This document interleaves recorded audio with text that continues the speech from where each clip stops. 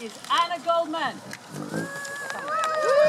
Make your way up. Anna is, as you'll guess from her jacket, a primary care doc. She's also a health service researcher at Boston Medical Center.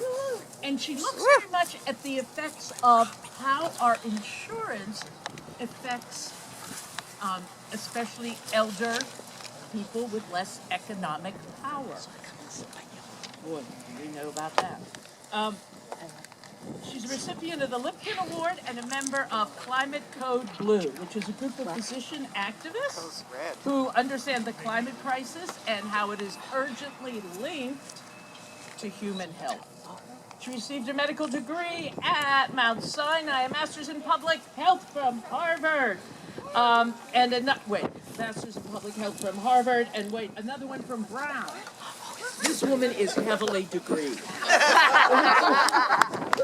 And she just wrote a fabulous article with Philip Landegren in Commonwealth magazine. Every electron is not neutral.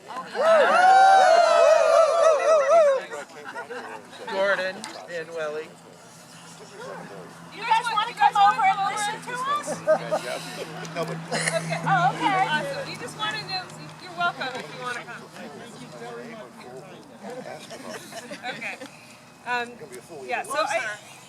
Okay. So I'm really grateful for the opportunity to speak to you today. So thank you for the introduction. My degrees are basically meaningless in all of this, what we're doing here today. We're here just as people together.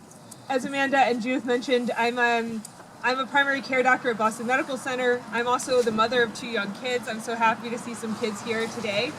I came here to support this effort because investing in new fossil fuel infrastructure is dangerous for the health of my patients and for the health of children everywhere. The negative effects of burning fossil fuels are abundantly clear. In my work as a primary care doctor, every day I care for patients who suffer the consequences of pollution from burning dirty fossil fuels. Air pollution, and specifically the particulate matter that comes from cars and trucks and power plants, cause high rates of asthma and other lung diseases, and those particularly affect poor communities. But that particulate matter also causes health problems that are less obvious. We know that particulate matter and nitrous oxide enter the blood vessels and damage those blood vessels. It causes greater risks of heart attack and stroke and other cardiovascular diseases. We know that tiny particles from air pollution cross the blood-brain barrier and lead to dementia, increased risk of Alzheimer's, and actually children who are exposed to higher levels of air pollution when they are babies and toddlers are at higher risk of autism, and that also is true for mothers who are exposed in the 3rd trimester of pregnancy. Their children are at higher risk for autism.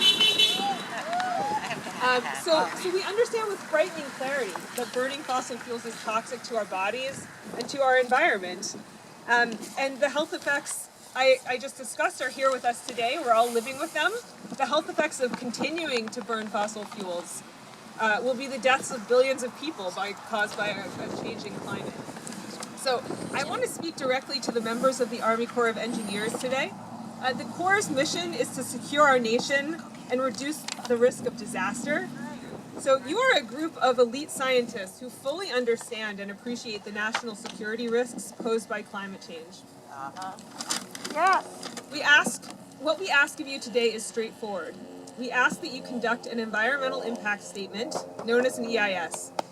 The National Environmental Policy Act requires an EIS to be done for all major projects that require federal permits. Line 3 certainly qualifies, and yet the Corps has not done an EIS. We would like the Army Corps of Engineers to step up and do this assessment, including an assessment of potential oil spills, climate risks, and impacts on Indigenous peoples and their land. The Army Corps of Engineers has had a difficult history in its dealing with Indigenous peoples. At many points in the Corps' history, it has not respected the rights of Indigenous people or supported their interests. But it doesn't have to be this way forever. The Corps has an opportunity to change its relationship to Indigenous people over time. The Corps has an opportunity to be stewards of the environment and protect the public's interest. Hear, hear. I ask the Corps to do this environmental impact statement. Do it for the tribes who are affected by the Line 3 pipeline. Do it for all Americans, for our health and our future. Thank you.